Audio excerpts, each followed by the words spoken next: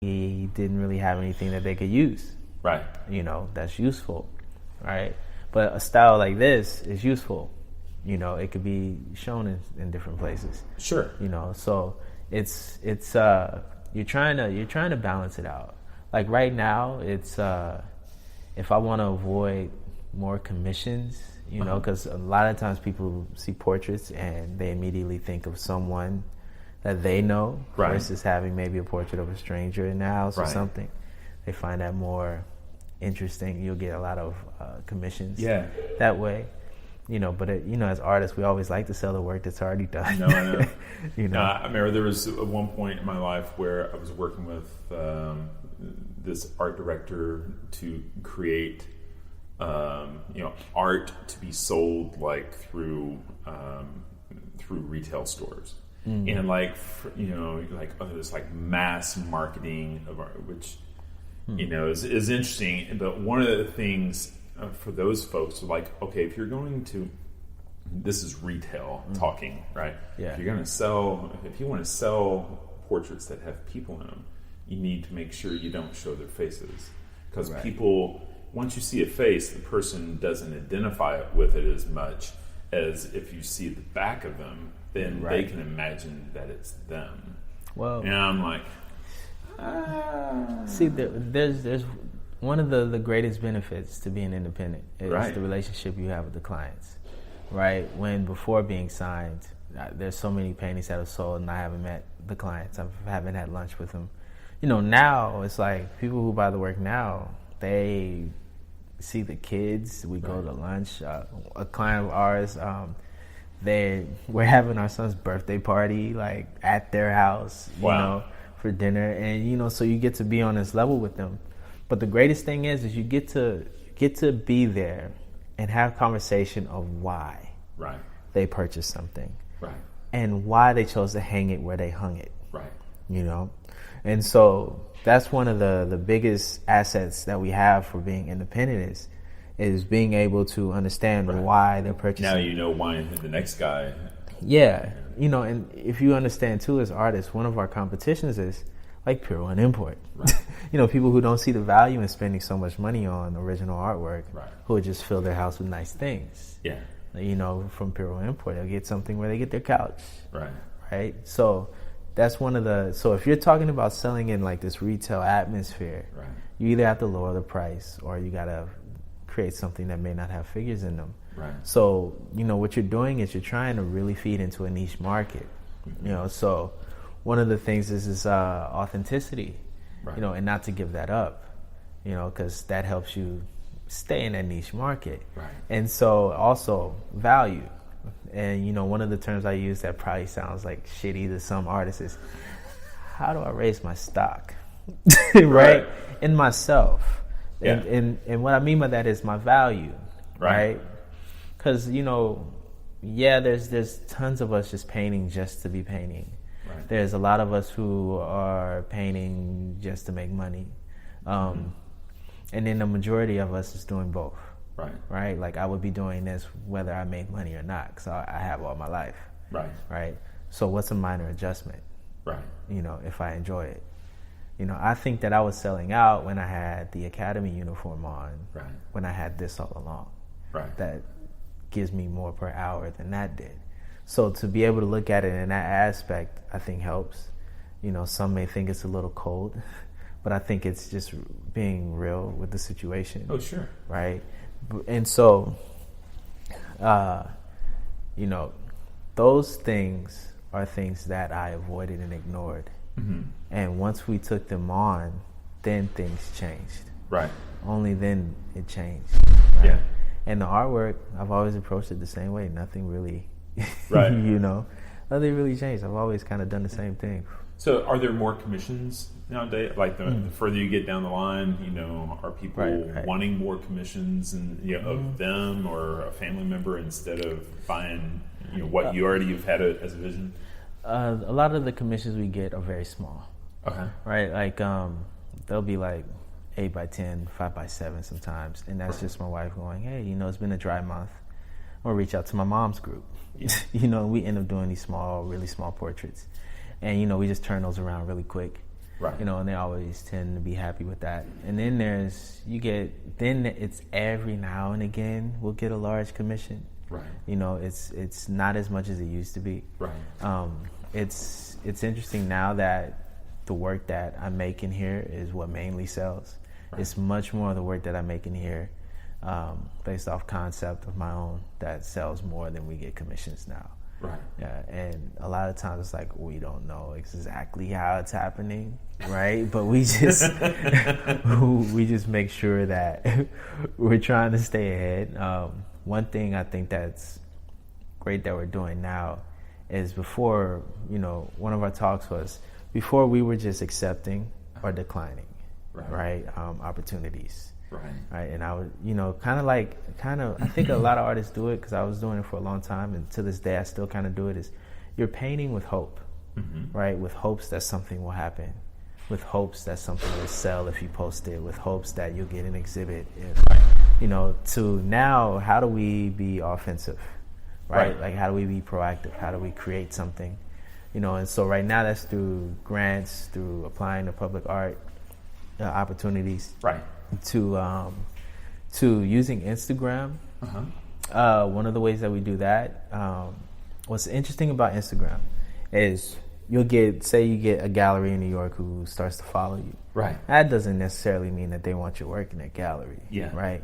But a lot of the times, just going through, you can find a photo of the gallery owner and find out, they have an Instagram. Right. And you send them a friend request, and my wife will usually send them a message. And it's Instagram. It's non-threatening than them getting a random email. Right.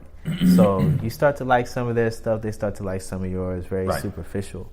But then any kind of conversation you can have kind of cements you in that person's mind just a bit.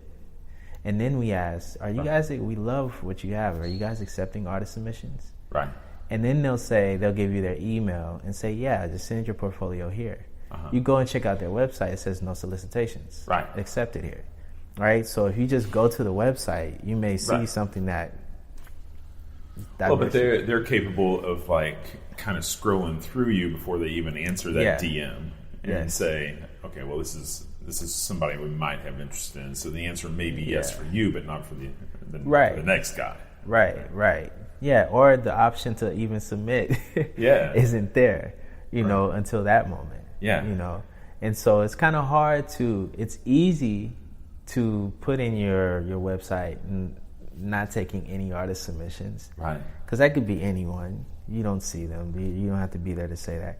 But to be in a direct message with someone and then say, no, we're not taking submissions is a bit harder to do. Right. Right. Versus just being like, yeah, go ahead, send that email. Sure. What's the big deal? Right. It's little things like that. Right. That kind of keep it going, And so what this making me realize, it's funny how much we kind of lean on Instagram. Right. It's almost silly, but it's coming from, I'm not that old, but we both know a time before MySpace. Oh yeah. Right. I remember getting the internet in the mail. Right. The AOL CD. Your free 500 hours of AOL. Yeah, exactly. So, when MySpace first came out, I was young. I wasn't using it for anything productive, right? You just using it to put your image there and some music in the background, right? Maybe your friends on there. To now, it's like, looking at it, it's kind of silly to say that social media is a business strategy. Right. Right. When, my kids, when they grow up, it may be the obvious, so it's kind of interesting how that time is kind of changed in that way.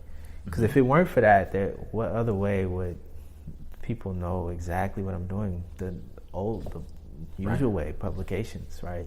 Right. And that's still leaning on this large institution to find you interesting. Sure. When social media led to a sell that other people were very interested in. It's a great platform because, just because of the critical mass,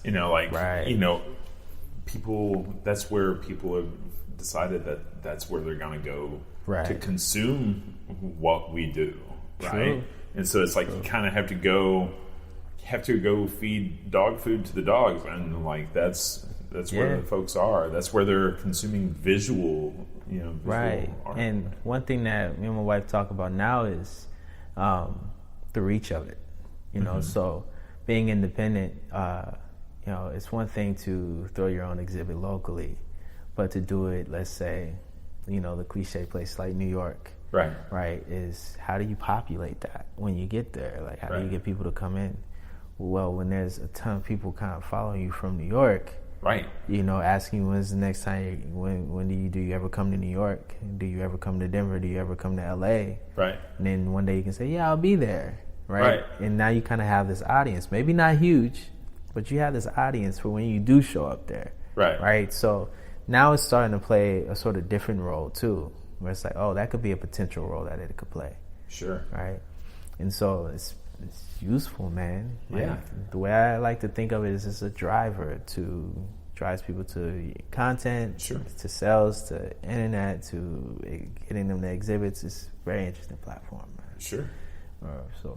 And I did not know. So we should have brought your wife in to talk about this really? Too, because I'm sure she would have all sorts of opinions. Yeah. I keep telling her, I'm like, look, man. Like, eventually people are going to start asking you. Right. Right? Like, what is it you're doing specifically? No, I mean, well, I don't, it just, it seems like one of those things where, if you get to the point where, your business gets easier to drive because, you've reached a certain level, she could even take on other clients to help do the same thing for them. Yeah, right? that's my wish. Right. She's kind of still reluctant on it. Right. This is it's funny how fast she's learning. Right. Because this is someone who lived down the street from the DMA and never went. Never went to gallery openings, never got involved in them till now. Right. And so to see how she's like flourished in it and learned the business a bit, and she's just starting, it's kind of scary, man. It's like, woof. But we do have plans of reaching out to other artists than just myself. Right. It's almost like I'm the guinea pig. Yeah. In a way, we have one artist, Charles Gray. So with him, he's going to UTA right now, and we really like his work. I think he has potential, definitely has potential. Right. And he's just not given too many opportunities. Right. So, I mean, he's done some exhibits, like, and, he actually hit us up, like, what would a summer contract with Holloway Fine Art look like? Right. And, we had been talking about this, but for it to be in a text message now, we're like, why is he asking us? Right. It's just that sort of odd moment. And then, my wife's like, well, we could hold on to some pieces, see if they sell. I was like, well, then we're just holding on to pieces to see if something sells or doesn't. Right. How's that really helping? All right, so one of the ways that will really help is you have someone who hasn't done a solo exhibit, who's done a handful of group exhibits, still in school, doesn't have much of a website, has some business cards. So the thing is here's what we can do, right? We can set you up a website. We'll handle paying for the website. We can set that up. We can, we can rent you out a venue. We found a place called the Lumen Room. It's like $375 for the whole day. We can rent it out. It can just be a pop-up. Right. Maybe we rent it out 2 days, and one day is the opening, next day is the artist talk, and we record that in the best ways possible, and we help populate your resume. Right. Right. And I think that that's something that would be much more beneficial. Absolutely. And the point is to not hold on to you, right? To stay here at Holloway Fine. Like, no. The point is to help gain that experience, because one thing that you start to realize nowadays is a lot of galleries aren't really into establishing their artists, right? They kind of want artists who are ready to go. Yeah. So it's not a ton of opportunities. Well, it just it's dollars for them. It's dollars. Dollars in versus dollars out. Yeah. Like, hey, if you're an unproven commodity, I could invest in you and may not get the return, but if I know that your work is selling, Yeah. you know, hey, It's easy to plug you in. right. Right? Like when you have a gallery and some galleries use the term I hate, like